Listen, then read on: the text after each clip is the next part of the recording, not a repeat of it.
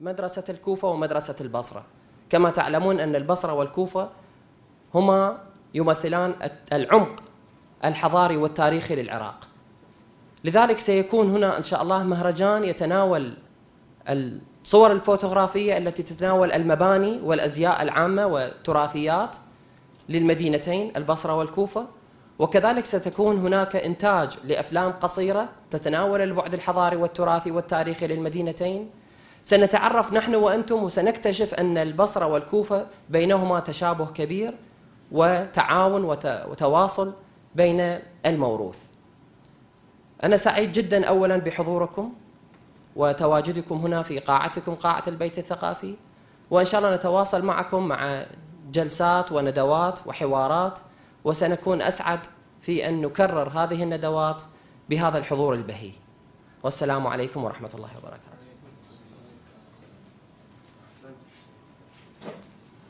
الشكر والتقدير موصول إلى مسؤول البيت الثقافي النجفي السيد صفاء مهدي السلطاني على هذه الكلمة القيمة. والآن أدعو السيد ثائر العلوي والأستاذ رشيد جبار لإدارة الجلسة التراثية. ستكون هذه المحاضرة من الأهمية ومن الجدية للاطلاع على موضوعها. تفضل الدكتورة جيرالدين بإلقاء محاضرتها. Good morning, everybody. I am going to rely on the translation to perform my talk. I wish my Arabic was good enough to do it in Arabic, but I know that in Najaf people care a lot about the Arabic language, so I will not dare to give a presentation in bad Arabic. صباح الخير للجميع. سوف أعتمد كليا على الترجمة، وكنت أتمنى أن تكون لدي لغة عربية جيدة لكي ألقيها باللغة العربية، ولكن أن يعني أهل اللغة العربية ومن الصعب أن ألقيها مباشرة باللغة العربية.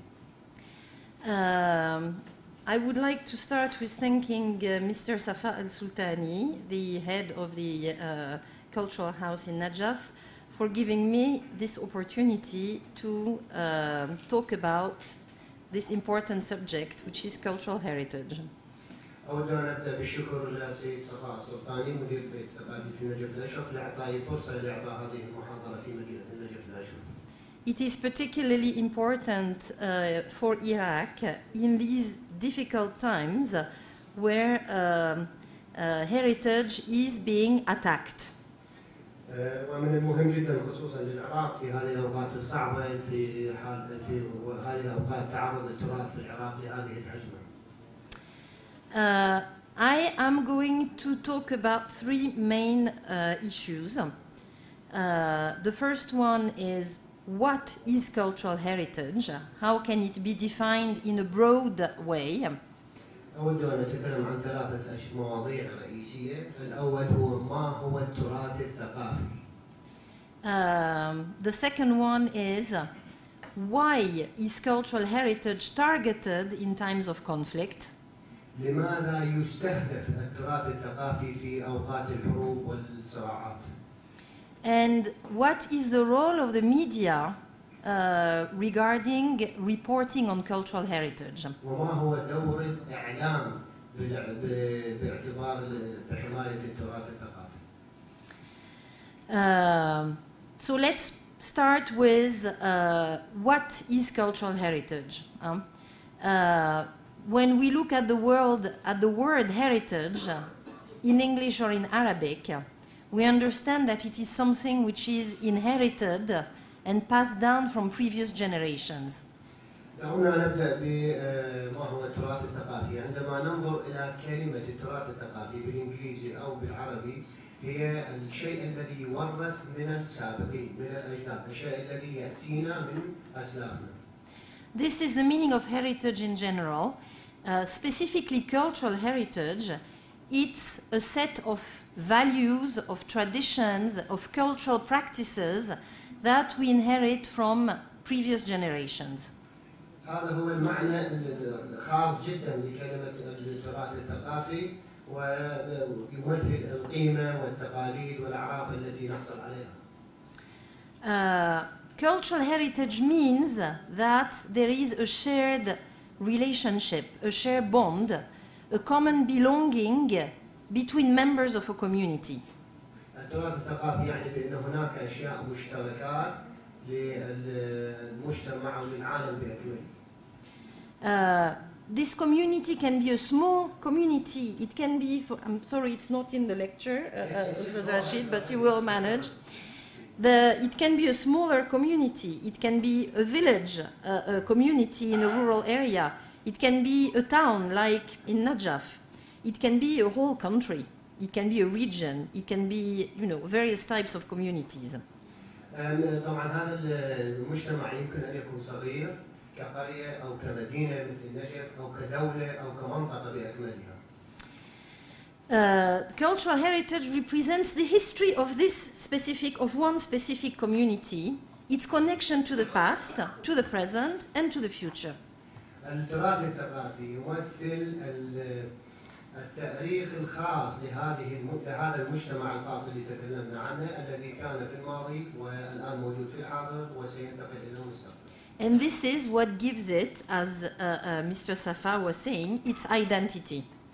وهذا ما يعطينا كما تفضل السيد صفاء قائلا الهوية. There are various types of cultural heritage.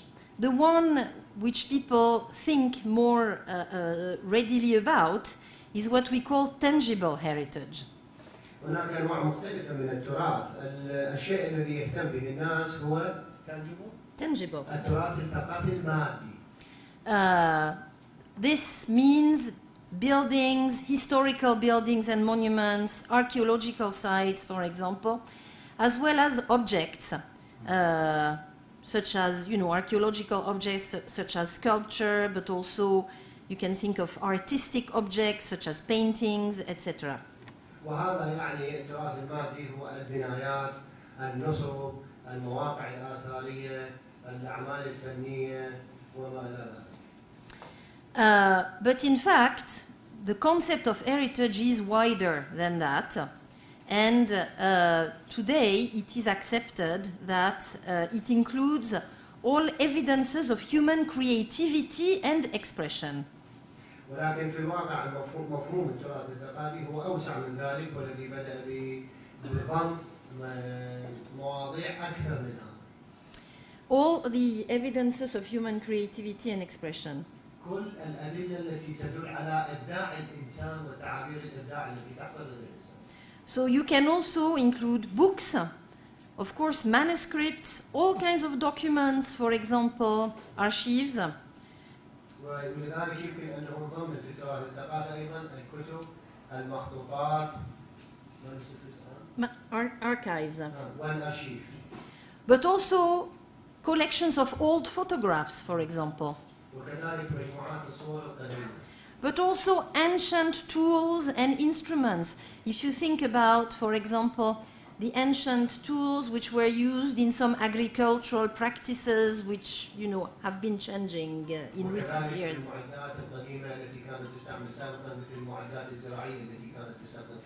And of course, when I say instruments, for example, I think about musical instruments, but any other instruments which are part of a certain way, of a certain cultural expressions of a community. وبالطبع عندما أقول معدات تشمل كل المعدات القديمة التي مثل المعدات الموسيقية، يعني هي أعطت مثال على المعدات الزراعية لكن تشمل كل المعدات مثل المعدات الموسيقية وأي معدات قديمة تستخدم للزراعة. Today, there are two categories of heritage which are becoming more important at the international level. One is what we call historic city centers or historic towns. اليوم هناك صنفين مهمين رئيسيين لهذا التراث، الأول هو المدن التاريخية. And the other one is what we call natural environments. والقسم الآخر هو ما يطلق عليه بالبيئة الطبيعية. Let me give some examples which are close to you in Najaf or in Iraq. When you think about historic city centers, you may think of course, the historic city of Najaf, the old city of Najaf, or the old city of Karbala. You may think also of the Ottoman neighborhood of Basra, for example. دعوني أعطيكم أمثلة قريبة عليكم من ساحة العراق أمام الوقت الحالي. عندما تذكر المدن التاريخية فأنت تفكر في المدينة القديمة للنجف أو لكربلاء أو للزمن العثماني الذي موجود هنا في البصرة. For example, in Basra, there are 400 different buildings which are included in the Ottoman area of Basra. All of them are part of the historical heritage, the cultural heritage of the city. You cannot, protect one without thinking of protected all these buildings and also the canals and the bridges and the whole urban fabric of the Ottoman city of Basra. في البصرة هناك ما يقارب على 400 بناية مختلفة تعود إلى الزمن العثماني وهي جزء من التراث التاريخي للمدينة ولا يمكن أن تقوم بصون واحد من هذه البنايات بترك الأخريات. And just add, Rashid, also that it's not just the buildings, it's the whole urban design, urban fabric with its streets, its canals, its bridges. Yeah. بنايات طبعا لما نتكلم نقول بنايات ليس بالأعراض أو هاي البناية، فمنها جسور، منها مناطق، منها أمور تاريخية قديمة، منها قضايا معمارية. If you change the fabric of these urban historical centers, you also change the identity of the city itself and the identity of the inhabitants of the city. إذا غيرت هذه المدن التاريخية أو البنايات اللي تكلمنا عنها سوف تقوم بتغيير الهوية للمدينة وستعمل على تغيير هوية المواطنين الذين يسكنون في هذه. Now think about natural landscapes. Natural landscapes, you may think, what is the connection with cultural heritage? نفكر في قضية المناظر الطبيعية أو المناطق الطبيعية. You may, no, about the natural heritage. You may ask, what is the connection with cultural heritage? قد تسأل ما هي العلاقة ما بين التراث الثقافي الطبيعي يعني natural landscape والتراث الثقافي اللي نتكلم عنه. If you think, for example, of a natural landscape like what you have in Bahar al-Najaf and the palm groves, what you call the basatin here, this looks like a natural environment, but in fact it's a man-made environment. It is the agricultural practices of the Najafi communities that have created this and what looks like a natural environment. عندما تنظر إلى مكان طبيعي يعني كمثال بحر النجف وهو فعلا مكان طبيعي اللي احنا نسميه البساتين اللي موجودة في بحر النجف ولكن في الواقع هي عمل من قبل الإنسان. هناك عمل إنسان قام بهذه الأعمال وقام بهذه الزراعة لنحصل على هذه المناطق الطبيعية اللي موجودة في بحر النجف. Even if you think of the mountains of northern Iraq, of the Kurdistan region, you cannot think of the identity of the Kurdish people without thinking of their lives in the mountains. It is completely linked. عندما تنظر إلى الجبال أيضا في شمال العراق في منطقة كردستان لا يمكن أن تفكر في كردستان وفي شمال العراق بدون التفكير في الجبال. لا يمكن الفصل بين هذا الربط بين الجبال وبين كردستان وشمال العراق. And between the Kurdish identity and the mountains. وبين الهوية الكردية والجبال. So this shows you the link between, nature and culture, and between identity and natural environment. وهذا يوضح قضية عملية الربط بين الطبيعة والثقافة وبين الهوية والبيئة الطبيعية. Now there is another category of heritage which we call intangible cultural heritage. هناك قسم آخر من التراث نسميه التراث غير المادي. What is this? ما هو؟ We can also call this type of heritage living heritage. ويمكن أن نسمي هذا القسم من التراث الحي. This heritage is composed of non-physical, non-material elements, and I can give you a whole list of them, which is, for example, social and religious traditions and rituals. يتكون من مواد غير مادية وبالإمكان أن أعطيكم قائمة كاملة للقضايا الاجتماعية والدينية. All oral expressions. وكل التعابير الشفهية. Oral expression can be, for example, of course, oral poetry, but it can also be the proverbs and the sayings. يمكن أن تكون هذه الأمور الشفهية هي كالشعر وأيضا كالأمثلة. And as you know, each region, for example, of a country like Iraq, and it's the same in the rest of the world, will have its specific, even its specific accent, its specific words, and its specific expressions, oral expressions. كما تعلمون لكل منطقة ومثل العراق لها لهجتها الخاصة وكلماتها الخاصة. Another area of intangible heritage is what we call performing arts, which is music, dance, theater. النوع الآخر من التراث الغير المادي هو ما نسميه قضية الموسيقى والرقص واللي يسموها الفنون الأدائية مثل الموسيقى والرقصات وtheater. المسرح. Another area is traditional craftsmanship. القسم الآخر هو القضايا الحرفية التقليدية. What is important there is also all the tools and instruments that are connected to this knowledge, this traditional knowledge of craftsmanship, but also, for example, of traditional agricultural practices. بالإضافة إلى هذه الحرفية التقليدية طبعا هي الحرف وكل المعدات والأدوات التي تستعمل وتتعلق مع هذه الحرف التقليدية اللي نتكلم عنها. مثل الأدوات الزراعية اللي ضناها كمثال. But then you can also include within intangible heritage very everyday practices like cooking, you know, traditional or specific cooking of a country or of a region in a country. ويمكن أن نشمل في التراث الغير المادي الشفاهي كل العمليات اليومية التي نقوم بها مثل الطبخ. You can also include, for example, the traditional dress.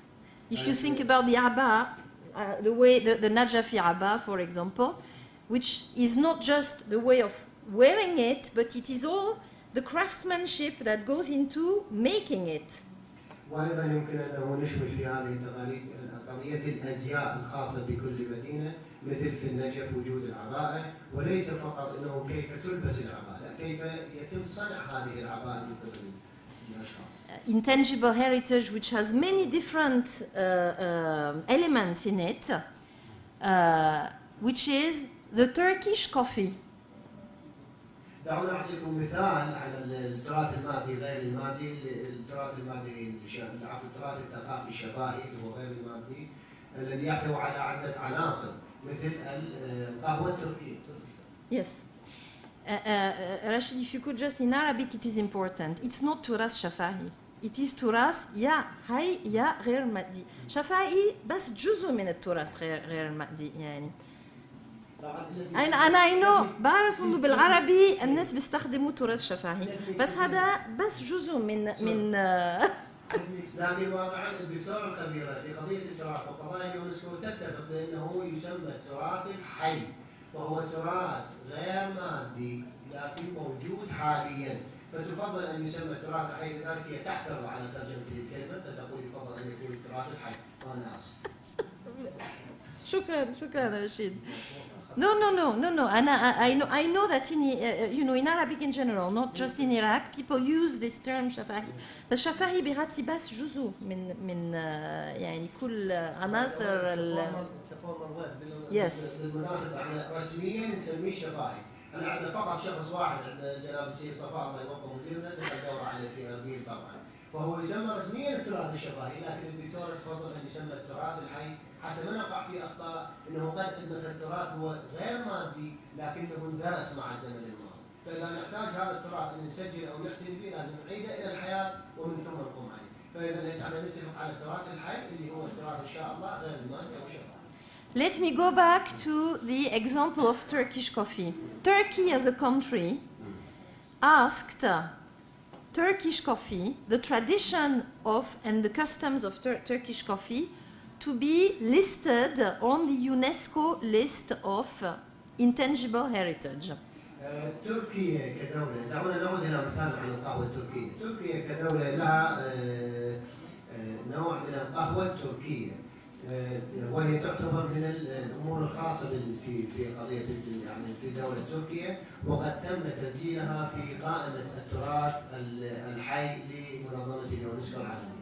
What did they include within this, name, customs and practice of Turkish coffee? ماذا تم تسجيله لهذا الاسم التقليد والصفات اللي موجودة في القهوة؟ ليش يعني تم تسجيلها؟ They included not just the coffee and the way it is made and the serving of the coffee. They included all the social importance of serving coffee, which, is serving coffee, having coffee with people, drinking coffee with people. It has a lot of social meanings.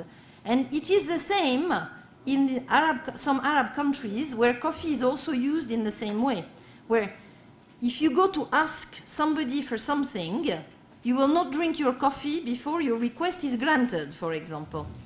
So coffee has a social importance. لماذا ضموا القهوة؟ ليس فقط لأجل القهوة التركية وطريقة عملها وطريقة توزيعها، لا بل القضايا الاجتماعية المهمة والقضايا الاجتماعية لخدمة القهوة، شرب القهوة وكل الخدمات التي كانت ترافق القهوة.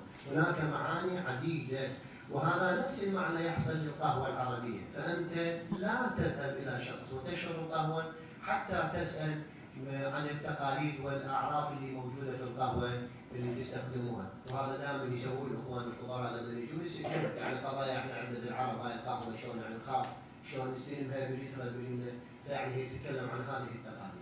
But the Turks, they also included the place, the coffee shop in it, because coffee shops in Turkey are everywhere. They are in the small marketplaces, outside, outdoors.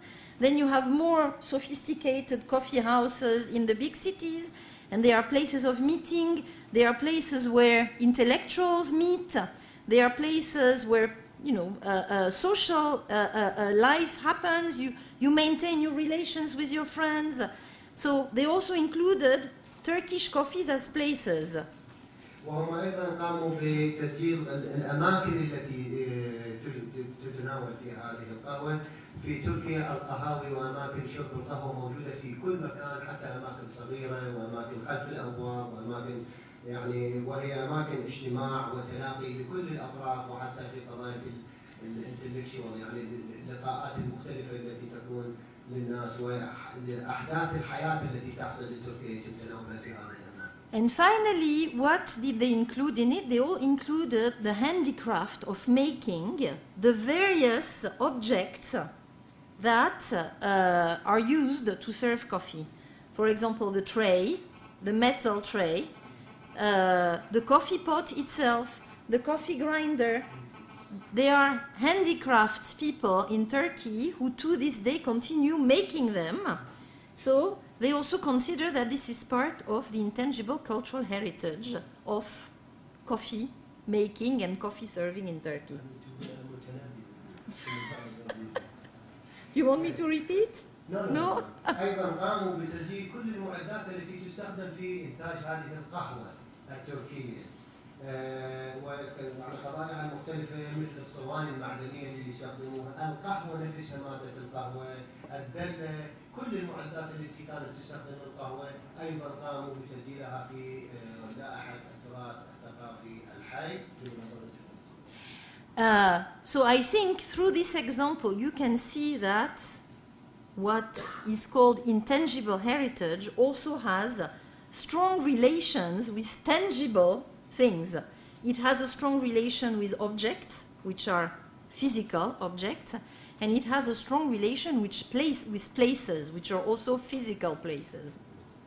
ومن خلال هذا المثال راح اعتقد انه يكون واضح لديكم ان تعرفون ما هو التراث الحي وعلاقته مع التراث المادي، علاقته مع الاماكن التي يحدث فيها هذا التراث الحي والتي هي قضايا ماديه، هاي الاماكن التي يعمل فيها هذا التراث الحي. Let me also give an example in Najaf al-Ashraf.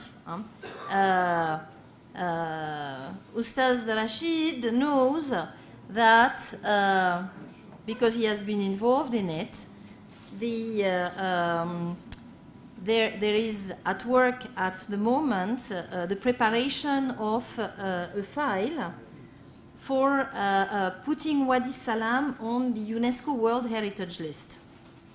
دعونا أعطيكم مثال آخر من مدينة النجف الأشرف، والأستاذ خادمكم رشيد هو أحد أعضاء اللجنة الوطنية لإدراج مقبرة وادي السلام في لائحة التراث العالمي. The Wadi Salam cemetery, its importance, its value is not only as a place, it is mostly because of its intangible value. وادي السلام مهمة جدا ليست كمكان فقط ولكن لها أيضا أهمية غير مادية اللي هي التراث الحي. First of all, because it has a spiritual importance. أولا لأنها تمتلك أهمية روحية. Because of the proximity of the shrine and the tomb, of course, of Imam Ali. And also because people use the cemetery to perform rituals, religious rituals, burials, but also visits to the dead, which are by nature intangible heritage. وأيضا بسبب أهمية هذه المقبرة الروحية بسبب قربها من الإمام علي والعتبة العلوية، العتبة المقدسة، وأيضا الناس يقومون بزيارة وادي السلام لإداء بعض الطقوس الخاصة وزيارة الموتى الذين يدفنون. So again, this is to show the link between tangible and intangible heritage. And now, هذا أيضا هو رابط آخر ومثال آخر بين التراث المادي والتراث الحي. Now let me move to the issue of why is cultural heritage targeted in times of conflict. دعونا ننتقل إلى موضوع آخر، لماذا يستهدف التراث الثقافي في أيام الحروب والصراعات؟ Of course, Iraq is particularly suffering from this, but it is not the only country suffering from this. This is an increasing trend in the world, which started a long time ago, already during the Second World War and before. طبعا العراق يعاني بصورة خاصة من هذه القضية استهداف التراث الثقافي، ولكن طبعا ليس الوحيد العراق في العالم الذي يعاني من هذا الشيء، وخصوصا في يعني نلاحظ زيادة في عمليات تخريب لهذا التراث في الأيام الأخيرة. And increasingly conflicts target symbols of culture, such as architecture, archaeological sites, artistic objects, museums, etc. وبالطبع بصورة مكثفة تم استهداف And to destroy identities. الهدف من هذه الأعمال هو لأجل عمل الضرر النفسي وتحطيم الهويات. It is to show that you do not respect the values of your enemy. You do not respect the value? The values of your enemy. بسبب انك لا تحترم القيم والقضايا المهمه لعدوك، يعني هو اللي يجي يخرب هو جاي يحاربك مو في شيء في كل شيء، فبسبب انه يكرهك في كل شيء فيحاول تحطيم هويتك. And in fact, by damaging tangible heritage, the groups which cause this damage are trying to harm the intangible heritage of people. Their value system, their beliefs, their traditions, their history. وفي الحقيقة من خلال تهديم هذا التراث الثقافي اللي احنا ذكرنا منه أكثر يعني أكثر المادي، المقصود الحقيقي هو تحطيم وتهديم التراث الثقافي الحي الذي يمتلكه المجتمع من تقاليد، من طقوس، من أعمال، من أي ثقافة يقوم بها هذا المجتمع. The truth is that culture and cultural heritage in particular plays a significant part in political discourses and actions, as examples in Iraq, Syria, and elsewhere have been showing recently. في الحقيقة أن التراث الثقافي هو يمثل جزء مهم من الخطاب السياسي الذي يحصل كمثال في العراق وسوريا اليوم. And it can also play a very important role after the conflict finishes in reconciliation. وكذلك يمكن أن يلعب دور مهم فيما بعد انتهاء الحرب أو هذا الصراع في عملية المصالحة اللي هو التراث الثقافي. I'll just give you one small example. In Bosnia, during the war in ex-Yugoslavia, there is a famous bridge in the city of Mostar, which is a city in Bosnia, which was destroyed by the Croatian forces. دعونا أعطيكم مثال في بوسنيا هناك جسر مهم في مدينة موستار الذي دمر من قبل القوى المتحالفة في ذلك الوقت. The city of Mostar was a mixed city with Croats, Bosnians, people from different religions and ethnicities living together. But the war, of course, led people to flee, and Mostar was separated in two parts. طبعا مدينة موستار هي مدينة مختلطة تتكون من أديان وقوميات وإثنيات مختلفة، وطبعا بسبب الحرب سمحوا للناس بالهروب، وبالتالي موستار انفصلت إلى جزئين.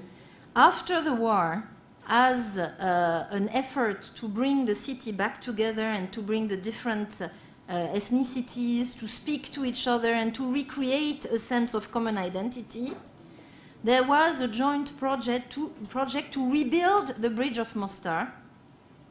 بعد الحرب كانت هناك محاولات لإعادة المدينة كما في السابق لإعادة الخطاب ما بين الفئات المختلفة لهذه المدينة لإعادة الهوية الحقيقة للمدينة فقاموا بإعادة بناء الجسر.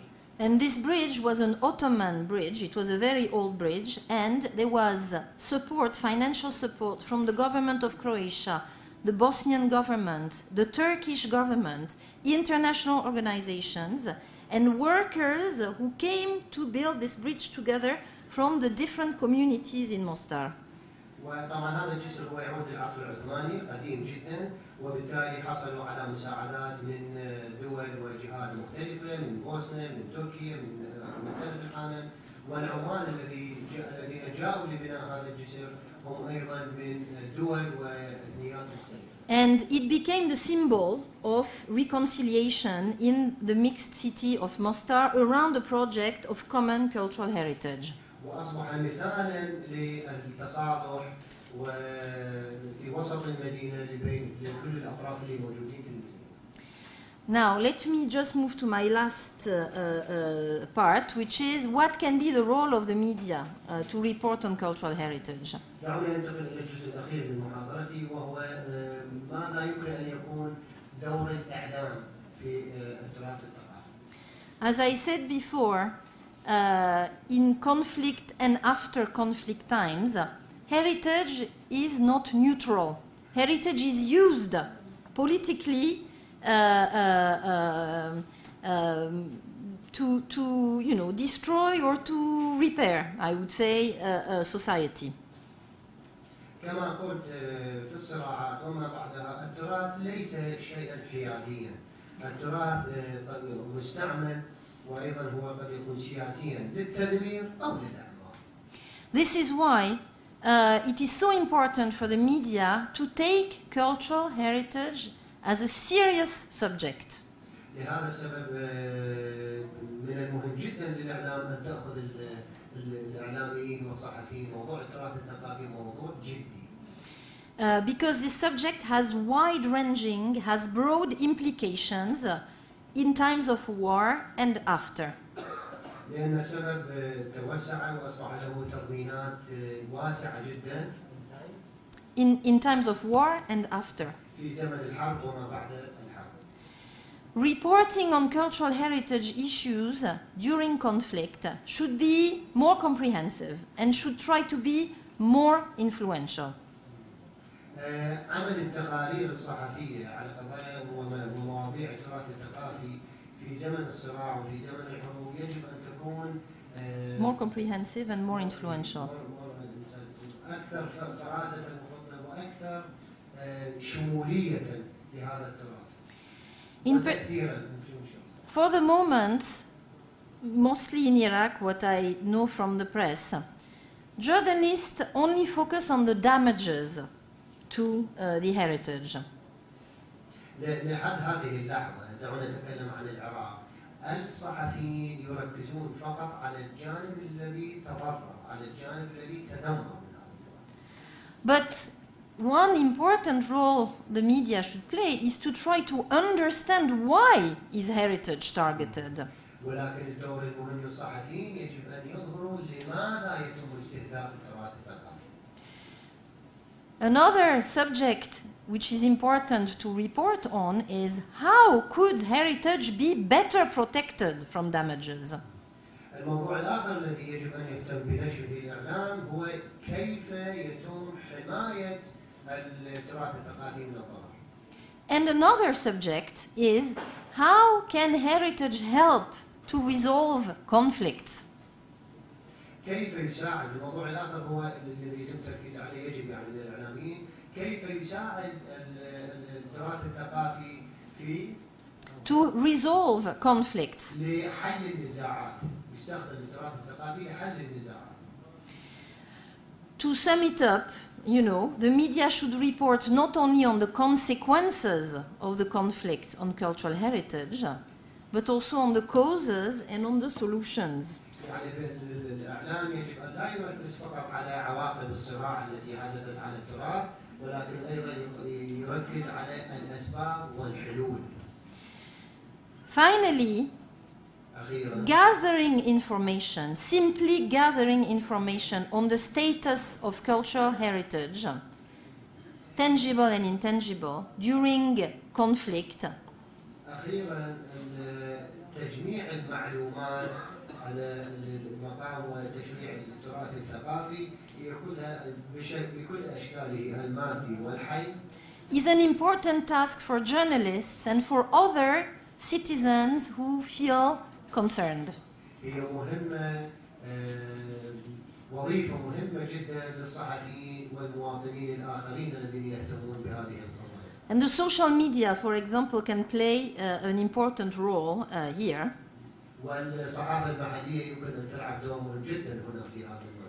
For example, by keeping systematic record of the status of cultural heritage.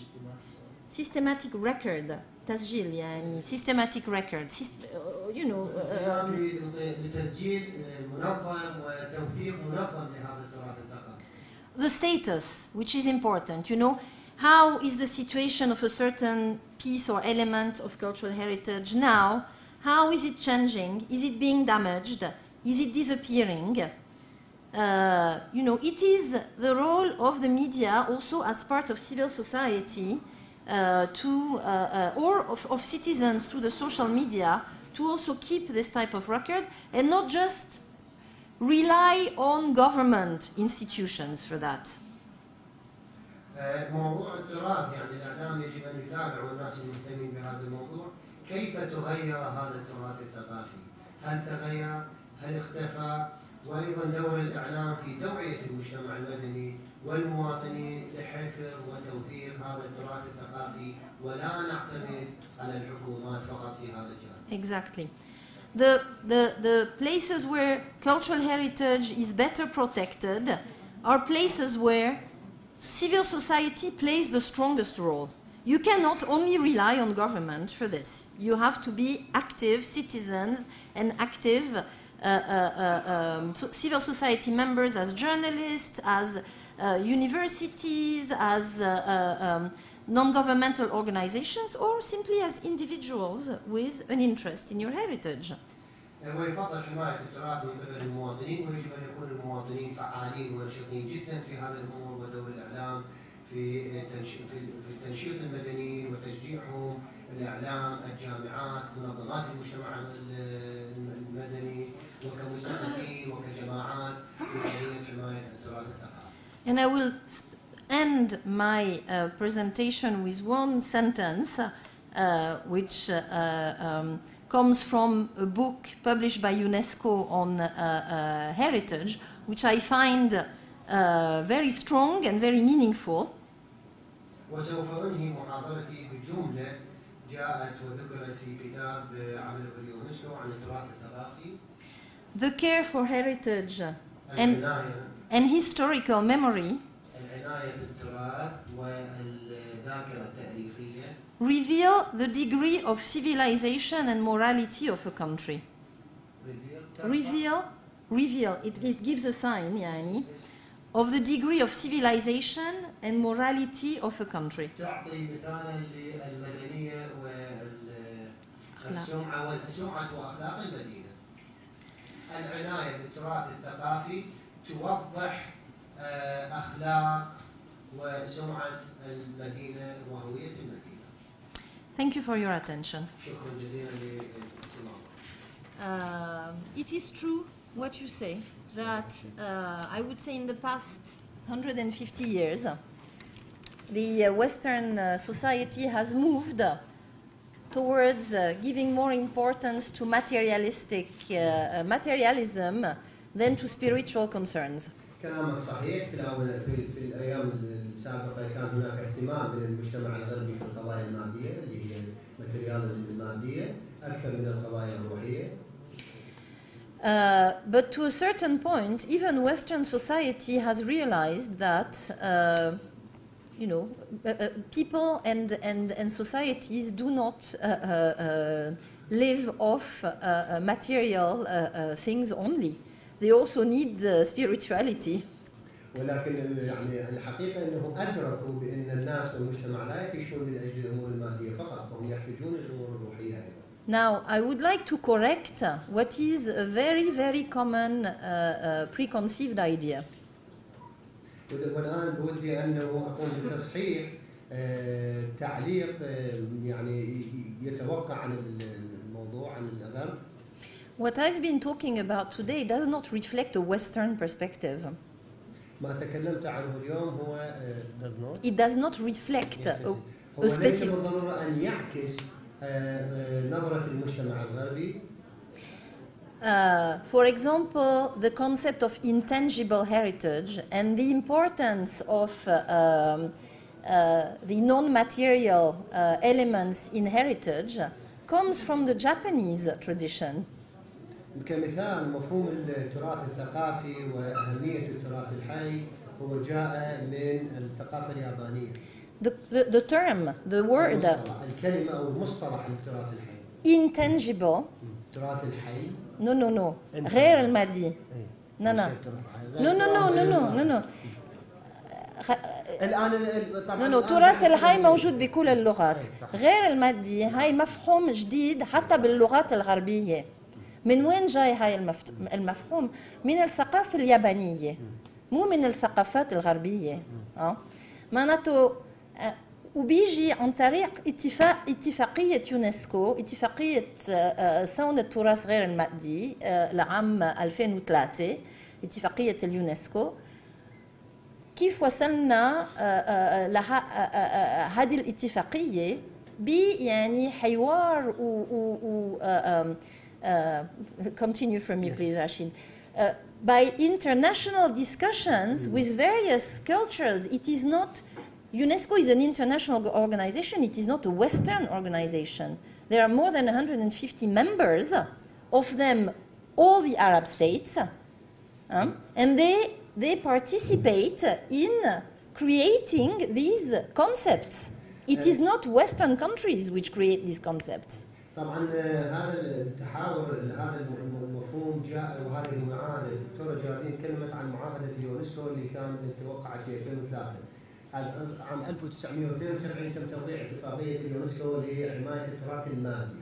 في عام 2003 يعني رأت الدول بضروره الحفاظ على التراث الغير المادي فتم توقيع معاهده 2003. فالدكتوره جارين تقول هاي المعاهده جاءت عن تحاور عالمي ما بين البلدان وثقافات مختلفة، ومنظمة اليونسكو لا تمثل الثقافة أو الحوار الغربي فقط، فتشترك فيها أكثر من 195 دولة وكل الدول العربية والإسلامية هي أعضاء في منظمة اليونسكو، فكانت مساهمة في هذا الحوار وفي توقيع هذه المعاهدة عن التراث الغير المادي. So what you think is the Western perspective now, today, is in fact an international perspective which has brought various influences from various parts of the world, and I think it reflects, it testifies of the international recognition that culture and heritage cannot be only material.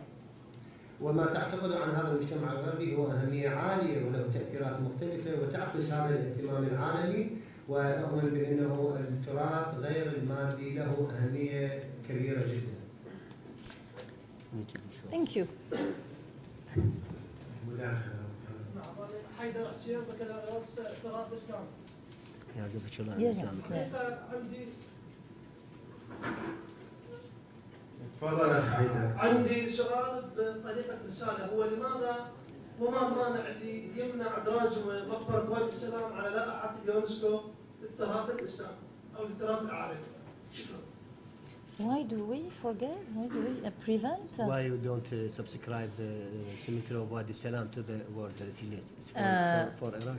I think بفتكر إنه أستاذ الأخ رشيد ممكن يجاوب هاي السؤال يعني. أنا أشكرك على هذا السؤال. أنا بس أحب أوضح شيء واحد فقط. اليونسكو تتعامل مع الحكومات التي ترغب في الحفاظ على تراثها. عندما الحكومة مثلا لا تهتم في شيء من التراث، اليونسكو لا تجبر هذه الحكومة. سؤالك قيم جدا ويوجه إلى الحكومة العراقية. أنا كعضو في اللجنة الوطنية تم إكمال الملف عن مقبرة وادي السلام. حقيقة كان عمل مضني من قبل وزارة الثقافة. احنا عندنا برنامج تنفيذي توقع بين وزارة الثقافة ومنظمة اليونسكو فيما يخص مدينة النجف، يتكون من 4 مشاريع عملاقة. كان نشاط البيت الثقافي في النجف حقيقة بكل موظفيه مكوك وخلية نحل وسهر من الصباح حتى المساء لإكمال هذه الفقرات اللي هي كانت دورات للمخطوطات وجلب خبراء عالميين لأول مرة تحصل في العراق من بعد إقليم كردستان. كان خبير إيطالي وخبير يوناني، وتأليف كتابين اللي هن واحد من عندهم النجف ضوابط الحكمة باللغة الإنجليزية اللي هو هذا بعد ما توزع وتم ترجمته للغة العربية، وكتاب آخر الأساتذة يعرفون عنه كتاب علمي. احنا آمنا أنه المترجم لا يقرأ، فالخبراء ألفوا يعني دائرة مباشرة باللغة الإنجليزية. الكتاب الآخر هو كتاب علمي. نسعى عن طريق اللجنة التي وضعت اللي ترأسها البروفيسورة صابرينا ميرفين ويعني مع وزارة الثقافة أن يكون هذا الكتاب العلمي هو مرجع لكل الباحثين في العالم. يتكون من 14 فصل، كل فصل يتناول موضوع خاص. مثلا فصل المكتبات في النجف دكتور محمد زوين، فصل التاريخ النجف دكتور حسن الحكيم، روبرت كليف، صابرينا ميرفين. هذا ايضا ان شاء الله راح يكمل. من ضمن الفقرات منظمه اليونسكو ساعدتنا، هي يعني دخلتنا ورشات علمونا كيف نعمل على تسجيل موقع والباقي على الدور على الحكومه العراقيه. اتكلم بصراحه، تم اكمال الملف. مشكلتنا الان مع نظام الاداره والحمايه، لا يوجد نظام اداره واضح المعالم لمقبره وادي النجف. يعني اتمنى ان شاء الله احنا يعني سالنا نرغب في ان شاء الله لقاء السيد محافظ النجف ما دام يعني نستغل وجود دكتور جلال حتى نوضح للحكومه المحليه والحكومه الوطنيه بانه كيف نحصل على نظام حمايه. لان اليونسكو من تريد تسجل موقع مهما يكون، يعني انتم شفتوا الاجانب اعترضوا على اليونسكو في سبب عدم ادراج بابل لحد الان لم تدرج على لائحه التراث العالمي، وهذه حقيقه يعني انا اعتبرها جريمه بحق الانسانيه. لكن ان شاء الله تعالى صدقني يعني العمل جاري، وان شاء الله تعالى يعني احتمال اذا مو هالعام العام القادم يقدم ملف المخاطر. You can just say one thing, if I may add one thing. I don't think you have to meet certain conditions which have to do definitely, as you said, with conservation and administration. And unfortunately in Iraq today it is not just Maqbarat Wadi Salam. For most sites, there are many other sites that the government would like requested inscription. These conditions are not met. So this is the issue. اتفق مع هذا الكلام. انت عندما تريد تسجيل موقع على لائحه التراث العالمي تحتاج نظام صون واضح ونظام اداره واضح. وفي العراق ليس فقط مقبره وادي السلام بل الكثير من المواقع التي تطلب تسجيلها تعاني من هذه المشكله. دكتوره جلال ايضا خبيره مستشاره العفو للجنه ادراج الاهوار. الاهوار موقع تراثي، احنا عندنا مثل ما وضحت الدكتوره تراثي ثقافي وتراثي طبيعي. عندنا مواقع نادرة في العالم تجمع بين الطبيعي والثقافي. الأهوار واحدة من هذه المواقع، والدكتورة جيرالدين مشكورة، هي مستشارة للجنة الأهوار، وإحنا حقيقة نحسدهم يعني، كنا نتمناها تكون وهي ما مقصرة يعني تعمل ويانا، بس رسميا مستشارة للجنة مالت الأهوار. I have some question here. Yes. اكو بعض الاسئله قدمها الاستاذ كريم. ما هو دور منظمه اليونسكو في نهب وسرقه الاثار العراقيه وتخريب الاثار؟ There is, first of all, there is no international agreement, there is no international system. لا يوجد اتفاقيه عالميه واتفاقيه نظام عالمي which can completely protect a country against the sale, the looting and the sale of antiquities. ممكن ان نحمي البلد بصوره كامله من قضيه السرقه والنهب لهذه الامور الاثاريه. There is a number of organizations which collaborate together. هناك مجموعه من المنظمات التي تشترك فيما بينها. UNESCO is not in this way, you know, the main organization which has a practical role. The main organizations are Interpol, you know of Interpol. اليونسكو لا يوجد لها دور عملي في عمل هذه المنظمات. الدور الرئيسي هو للانتربول، الشرطة الدولية. There is another organization which is called ICROM, which is the International Council for museums and which works with governments to keep a record of the objects which have been stolen. هناك منظمة أخرى طبعا لأنهن أيضا تابعات يعني الممتازة. هناك منظمة أخرى هي المنظمة العالمية للمتاحف والتي أيضا تعمل على حماية ممتلكات المتاحف في العالم. But there is nothing more difficult than to trace on the international market objects which have been stolen. هناك شيء أكثر صعوبة لأنه قضية الأدلة على هذه المواد اللي تم سرقتها الآثارية. First of all, when objects are stolen from archaeological sites, أولاً المواد أو المواضيع التي سرقت من المواقع الآثارية. nobody knows where they are coming from. You cannot identify their origin. You cannot even necessarily identify that they are coming from Iraq. Syria or Iran, you know, the regions close to Iraq, could say that they are from their own archaeological sites. المواد هذه اللي تم سرقتها من المواقع الآثارية مباشرة لا يمكن أن تشخص أو تعرف إلى من عائد هذه المواد. لذلك المدن القريبة أو الدول القريبة من العراق مثل سوريا وإيران يمكن أن تقول إنه هذه الآثار عائدة لنا تم استخراجها من أراضينا. Another thing is that organizations like ICROM and Interpol, they promote what we call inventories of objects. i.e. each country which is rich in archaeology should keep a very complete list with details, photographs, descriptions of all the objects which are in its museums. لذلك منظمة مثل إكرام والانتربول تحفز الدول على فهرسة المواد الآثارية اللي موجودة في الدولة. يعني وتضعها في قائمة كاملة بكل التفاصيل وكل الوصف اللي موجود لهذه المواد. And I am sorry to have to say that, but you know, I don't think it's worth while hiding the truth, but to this day, there is not a complete inventory of all the objects in the Iraqi museums. لكن نتكلم بصراحة يعني لحد هذا اليوم لا يوجد فهرسة كاملة وصحيحة تغطي كل الآثار اللي موجودة في العراق. So this is the limit of what international organizations can do. Very often these objects, they show up on the market years after they were stolen. Many years.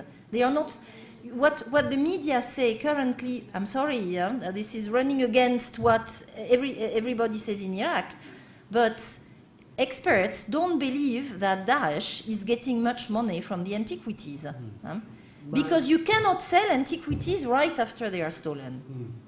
ما يقال عن هذا الإعلام بأنه داعش يعتمد على التمويل المادي من قبل سرقة الآثار، الخبراء لا يتفقون مع هذا الكلام، لأنه ليس من السهل أنه تبيع هذه الآثار بعد أن it's always everywhere when antiquities are stolen, they appear on the international market 5, 6, 10, 15 years after they were stolen.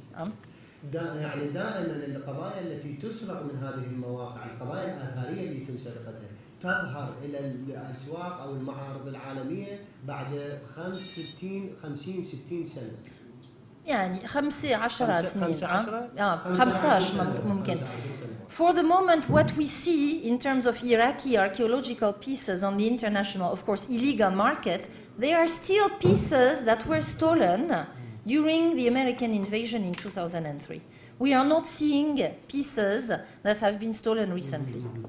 ما نرى من القطع المسروقة التي تعرض يعني موجودة حاليا هي التي سرقت في زمن الأمريكان قبل الأمريكان. لحد الآن لم نرى القطع اللي سرقت فيها في هذا الوقت.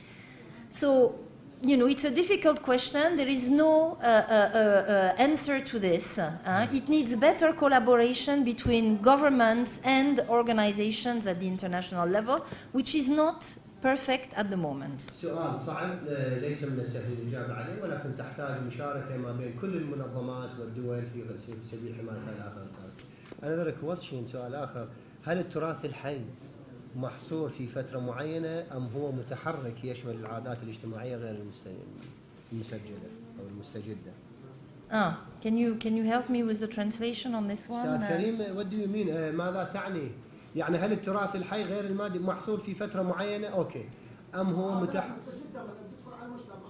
ها. يمارسها المجتمع، يقدر يعتبر التراث حي هذا أو You mean the living heritage? Yeah, mean, yeah. Are limited in a specific times or it's moving from time to time, and there is a new things to do. And actually, I skipped the paragraph I had on this in my presentation. أنا أخفيت هذا الجزء من المحاضرة. كان موجود هو. The living heritage, it is constantly changing. التراث الحي هو اللي يتغير باستمرار. يعني because the life, the environment of the people is constantly changing. لأن الحياة والبيئة للناس تتغير. So this is why we had a discussion with Ustaz Safa the other day. I prefer to distinguish, for example, between folklore and Turath Hai. Folklore, you can put in it all the popular culture practices which don't have a meaning for people anymore today, which are not used anymore today. But Turath Hai, you just put the ones which still are practiced and which are meaningful for people today. لذلك الحياة تتغير، لهذا السبب احنا ناقشنا هاي الأمور مع الأستاذ صفاء في الاجتماع السابق، ولذلك يعني دعانا إلى تمييز بين الفلكلور وبين التراث الحي. لكل الثقافة العملية، التراث الحي هو الثقافة العملية، هو التطبيق للتراث، يعني التراث الحي هو التراث الذي موجود على الأرض الذي يطبق. And of course, I was saying technological change, social change, economic change, political change, it all brings new transformation to living culture, to living heritage. التغيرات التكنولوجية الحديثة، التغيرات السياسية، التغيرات الاجتماعية، التغيرات الاقتصادية، كل هاي الأمور تعمل على إحداث تغييرات في التراث الحي والتراث الثقافي. It's very important not to consider this living culture as something which is frozen, as we say in English, frozen in time. No. ليس من الصحيح أن تجعل هذا التراث الثقافي أو التراث الحي هو شيء متجمد، شيء ثابت غير متحرك. لا، هو يتحرك.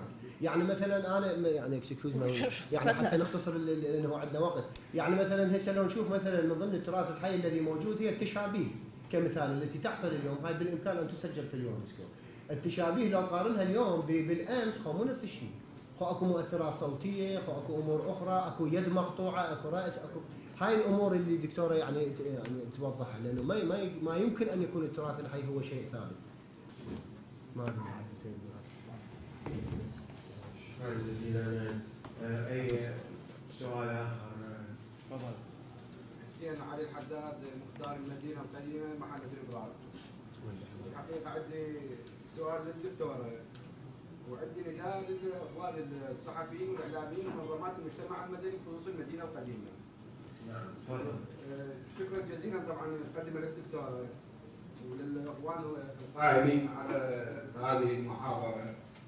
السؤال للدكتوره هو رايها بالتطور العمراني الحديث على حساب التراث القديم، وهذا ما لا يحصل حاليا في المدينه القديمه بالنجف الاكبر.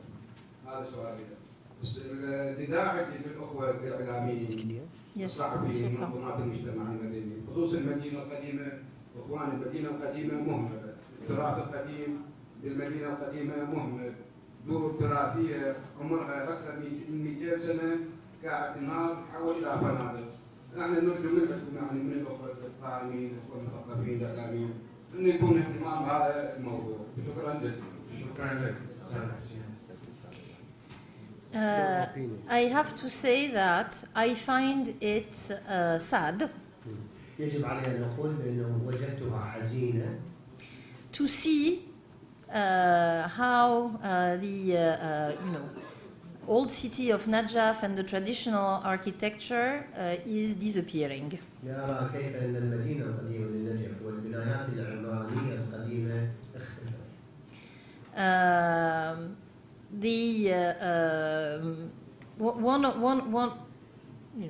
One of the basic rule for preserving identities of cities is to preserve their city centers, their historic city centers, and their traditional architecture. الدور الرئيسي لحفظ هوية المدينة هو حفظ مركزها التاريخي والتراثي، شكل المدينة التاريخي. But this is the responsibilities of national and local authorities هذه مسؤولية المجتمع المحلي والوطني. And of course of civil society to push the authorities to take measures for the protection of these historic city centers. للمجتمع المدني لدفع هذه الناس عن تخريب هذه المدينة والحفاظ على تاريخية المدينة. 2014 I came with a colleague, Dr. Azar, as Ustaz Rashid knows. We came on an official visit to give our expert opinions about, inscribing Wadi Salam, but also inscribing the Holy Shrine on the World Heritage List.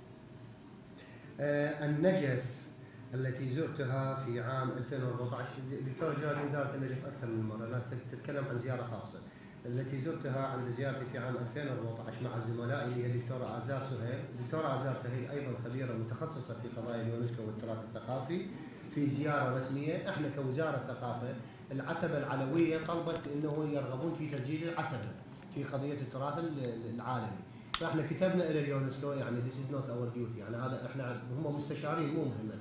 فارسلوا الدكتورة جيرالدين مشكورة والدكتورة آزار سهيل في زيارة تقييمية لاعطاء رأيهم عن تسجيل المقبرة وتسجيل العتبة العلوية. One of the main recommendations we give in our report is that the historic city centers and the traditional buildings of the old city should be protected and preserved. The height of buildings should be limited. النصيحة الرئيسية والمهمة التي قدمناها في تقريرنا، تم طبعا قدموا تقرير زودنا به نسخة إلى النجف ونسخة إلى رئاسة الوزراء، انه كل المدينة القديمة والمدن والبنايات التاريخية الموجودة يقام بحمايتها وبصيانتها the height of new buildings should be strictly limited. الارتفاعات التي تحصل في المدينة القديمة، هاي الارتفاعات غير قانونية. We know that there are regulations which exist, but they need to be implemented. نعلم بأن هناك مشروع أو قانون موجود لهذه الأمور. طبعا يعني حتى أوضح كلمة الدكتورة، يعني هو أصلا القانون موجود في ارتفاعات اللي موجود بالمدينة القديمة يعلم. وإحنا أيضا كتبنا كوزارة ثقافة في خلال تسجيلنا إلى المقبرة، لأنه إحنا من نقاط القوة عندنا في المقبرة يعني ليس فقط وساعة يعني كبر حجم المقبرة وزيادة أعداد الموتى اللي موجودين، عندنا هي نقطة الاتصال ما بين المقبرة والعتبة العلوية. احنا الآن نعاني يسموها أو ستاندينج يونيفرسال فاليو، القيمة الاستثنائية العالمية هي الشيء المهم في تسجيل موقع في التراث العالمي.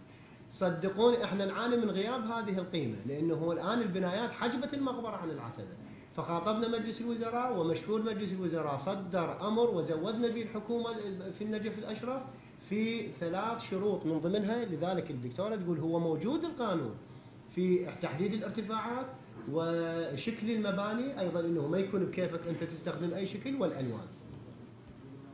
نعم. I hope this answers your question on what is my position.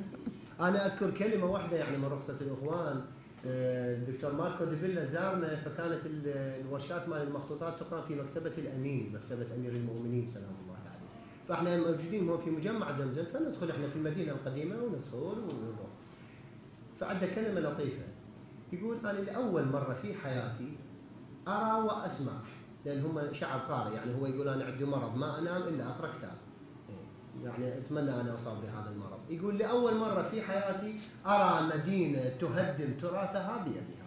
فأنا هاي رسالتي للسيد المختار، يعني أنا أتمنى من الشعب أنه يعني ليش حكومة أخوان الناس تتظاهر مثل ما يتظاهر على راتبه، آسف أنا ما أدخل بالسياسة أنا ولا يظاهر على راتبه ويظاهر على أمور، خلي الناس يعني تتحرك لحماية المنظمة. هذا دور المنظمات حقيقة، المنظمات مجتمع مدني مغيبة اليوم في مدينة النجف وفي العراق بأكمله. فنتمنى إن شاء الله احنا وياك، يعني أنا ودكتورة جيرالدين أمن. Let me just say a last thing.